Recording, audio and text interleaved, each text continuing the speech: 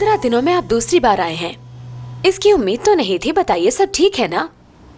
बिल्कुल नहीं, लेकिन अगर देखा जाए तो वाकई प्रॉब्लम है, क्योंकि मैं साबरी को अपने घर ले आया हूँ और अब वो मेरे घर में ही रहता है। साबरी यानी वो लड़का जिससे आप बहुत मारा पीटा करते थे? जी बिल्कुल भाई।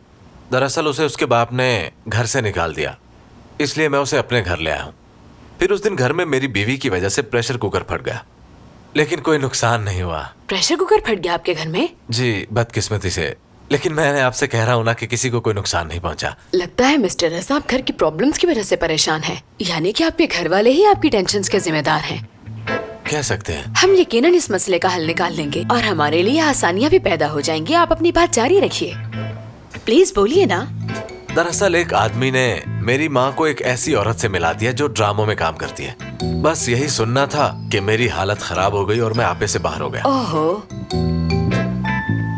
बहुत बुरा किया उसने। वैसे आपका क्या रद्द-ए-अमल था? मैं वाकई पागल हो गया था। मेरा दिल किया कि मैं उस आदमी को कत्ल करूं और फिर उसे घर के पीछे वाले खाली प्लॉट में दफन कर दूं। लेकिन मैंने उस आदमी को भी छोड़ दिया, कुछ नहीं कहा उसे मैंने। मुझे नहीं मालूम कि किस चीज ने मुझे रोक लिया। तो आपने उसे मारा नहीं और छोड़ दिया? हालांकि वो बिल्कुल मेरे सामने खड़ा था, पर मैंने उसे कुछ भी नहीं कहा। इसमें मैं खुद भी हैरान था। मैंने उसे कुछ कहा भी तो सिर्फ इतना कहा कि दफा हो जाओ यहाँ से, और वो चला गया। बस इतना कुछ हुआ। ये तो वाकई बहुत अच्छी बात है रजा साहब। इसका मतलब है कि आपका इलाज काम कर रहा है। मगर एक बात मुझे समझ नहीं आई, जैसे कि आपने बताया कि आप साबरी को अपने घर ले आए हैं, आपको नहीं लगता ये बहुत रिस्की है? आपने ठीक कहा, ये वाकई रिस्की है। जबकि साबरी सारा दिन मेरे साथ होता है, फिर भी मैं उसे कुछ नहीं कहता। वो मुझे ये भी याद दिलाता रहता है कि मेरा इलाज चल रहा है। जबकि यही बात मुझे मेरी बीवी ने भी की कि अगर मेरे साथ रहते हुए साबरी को कुछ भी हो जाता है तो लोग उसका जिम्मेदार मुझे ही ठहराएंगे, क्योंकि वहां हर कोई जानता है कि मैं साबरी को कई दफा मार चुका हूं, इसलिए हर कोई खौफजदा होता रहता है मुझसे।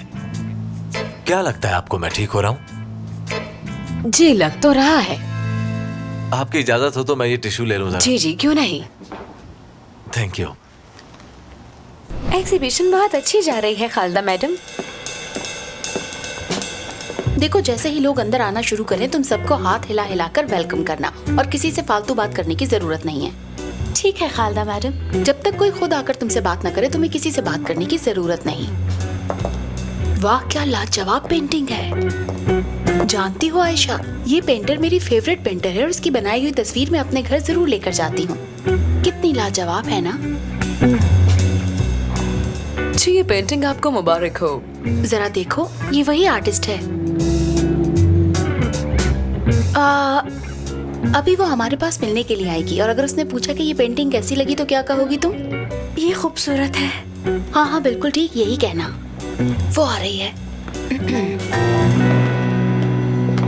आयशा, अरे महरीन, आफ्टर सो लॉन्ग। कैसी हो तुम?